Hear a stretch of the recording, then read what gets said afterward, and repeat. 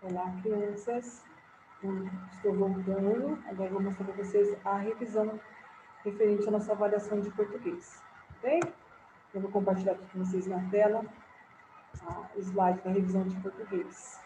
Nós temos aqui o capítulo 10, né, que é o conteúdo que nós estamos estudando nesse quarto trimestre, com o tema Nas Profundezas do Oceano. Então, nós vamos iniciar a nossa avaliação com um pequeno texto, interpretação, também produção de texto. Nós vamos relembrar aqui agora um pouquinho sobre o gênero literário. Então, dentro da literatura, podemos classificar os textos em diferentes formas de linguagem. Desde lá do começo do ano até agora, nós estudamos vários tipos de linguagem. Então, nós vamos relembrar aqui um pouquinho, olha. Então, nesse ano nós estudamos os contos e as fábulas, né? São aquelas historinhas que sempre tem uma moral, que ensina a gente alguma coisa. Essa semana mesmo nós vemos uma aula de filosofia, lembra? A história do patinho feio, né? Que é uma fábula.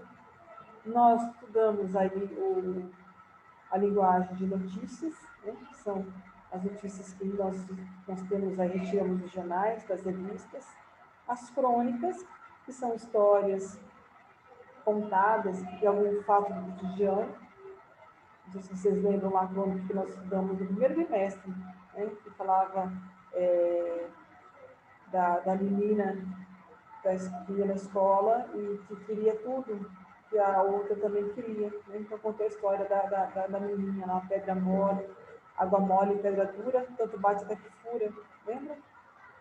Nós estudamos também um outro gênero aqui, o infográfico, né, que são o texto em forma de gráfico, o poema visual, né, que são os poemas com formas visuais diferentes, o boletim de fatura, verbete de enciclopédias, né, que são aquela explicação que vem nas enciclopédias, no dicionário, carta pessoal de reclamação, as mensagens instantâneas, que foram as mensagens feitas pelo celular ou por e-mail, as autobiografias, que são as histórias contadas aí sobre a vida de alguém, o guia alimentar, lembra do guia alimentar? O texto que nós falamos aí sobre alimentação, texto dramático, que são aqueles textos de peça teatral, que conta a história por atos, né, de acordo com a peça do teatro, os textos institucionais,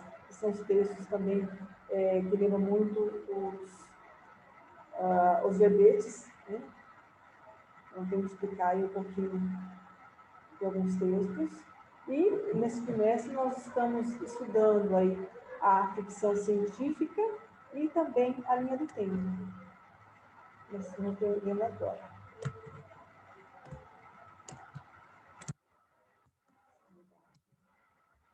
Então, em específico, né, agora no quarto trimestre, nós começamos a falar sobre o gênero literário relacionado à ficção científica. Então, a ficção científica é um gênero literário que, em geral, apresenta uma narrativa envolvendo ciência e tecnologia e suas consequências para a sociedade. Então, são filmes, histórias que contam muito sobre o futuro, o que vai acontecer, né, com as tecnologias para o futuro. Porque aqui então, uma imagem de uma ilustração de um livro de ficção científica. Tudo bem? Então, dentro de um texto, isso não só né, da ficção científica, mas todos os textos que nós lemos, sempre tem um narrador. E o que é um narrador? Quem lembra o que é um narrador? O narrador é aquele que conta, que narra a história, certo? Então, e o narrador, nós temos dois tipos de narradores, né? O narrador, ele pode apenas narrar uma história, ele conta a história, ele conta também a fala dos seus personagens, ou o narrador também pode participar da história. Então, quando o narrador participa da história, ele é chamado de narrador personagem. Então, o narrador pode apenas narrar uma história, ou ele também pode narrar e fazer parte, né, da história como um personagem. Então, quando o narrador faz parte da história, nós chamamos de narrador personagem. Como nós identificamos o narrador personagem dentro da história? Para facilitar aí, né, a identificação do narrador personagem, geralmente, quando o narrador é um personagem, nós vamos encontrar muito o pronome eu e nós, né? Eu vou buscar o brinquedo na outra sala, né? Com que eu faço parte, né? Ou nós vamos estudar hoje, o nós também inclui o eu, né? Então, aí são dois pronomes pessoais que nós utilizamos, né? Dentro de um texto, quando há o narrador personagem. E também nós identificamos aí através das formas verbais, né? Geralmente, quando o verbo está na primeira pessoa, do singular ou do plural, indica também que o narrador faz parte da história. Bem?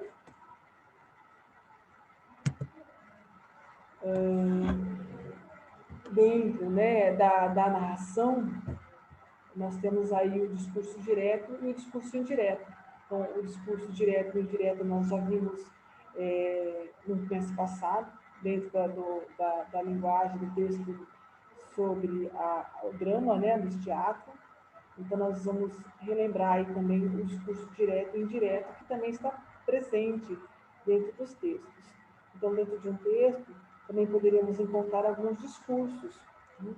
E ele pode ser direto ou indireto. Então, vamos rever aí o que é um discurso direto e um discurso indireto.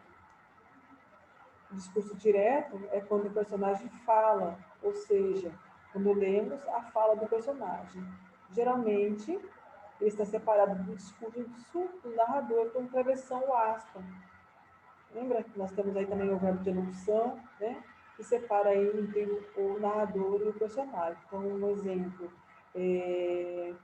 Minha mãe disse, né? Nós temos os dois pontos e a aspa. Vai tomar banho. Então, nós temos aí o narrador que dá uma introdução e depois, em seguida, a mãe que vai dar uma ordem, né? Para que o outro personagem vá tomar banho. Então, aí um discurso direto. E o discurso indireto é quando o narrador conta a história, né? Nós não temos nenhuma separação aí de aspa ou travessão, ele mesmo narra a história.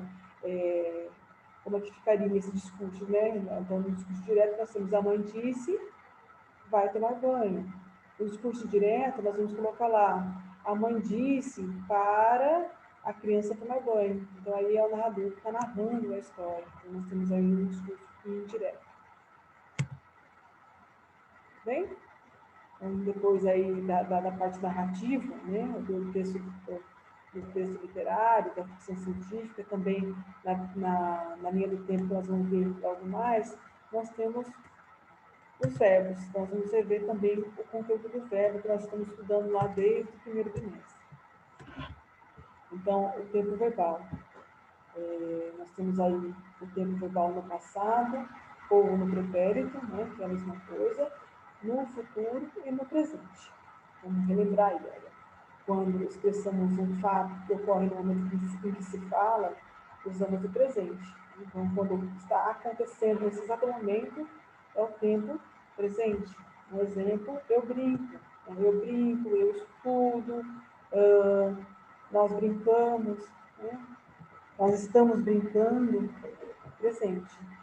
Quando expressamos um fato anterior ao momento da fala, quando falamos algo que já passou, nós utilizamos o tempo pretérito ou passado, quando eles têm o mesmo significado, pretérito e passado. Então, aqui, ó, como exemplo, eu brinquei. Eu brinquei ontem, eu brinquei, eu já jantei, né?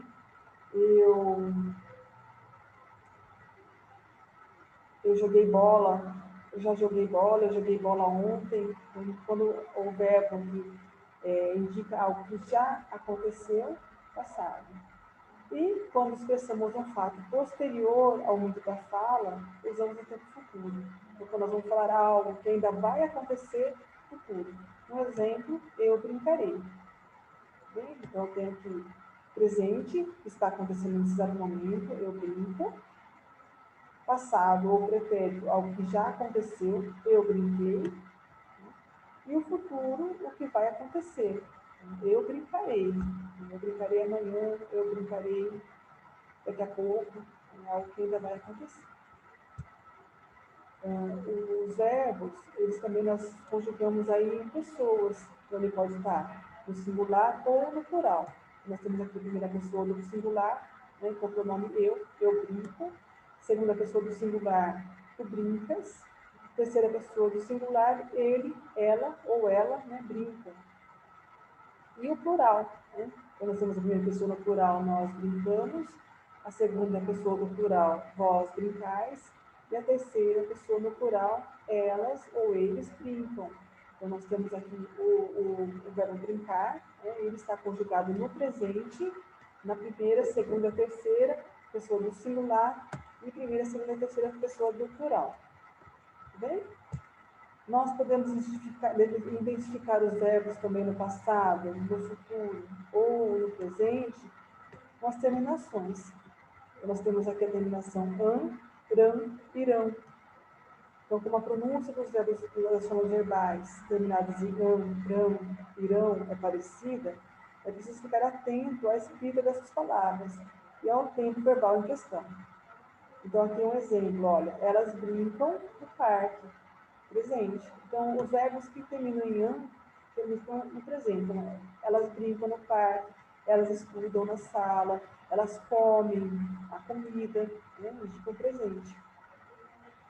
Passado, elas brincaram no parque. Não brincaram, passado.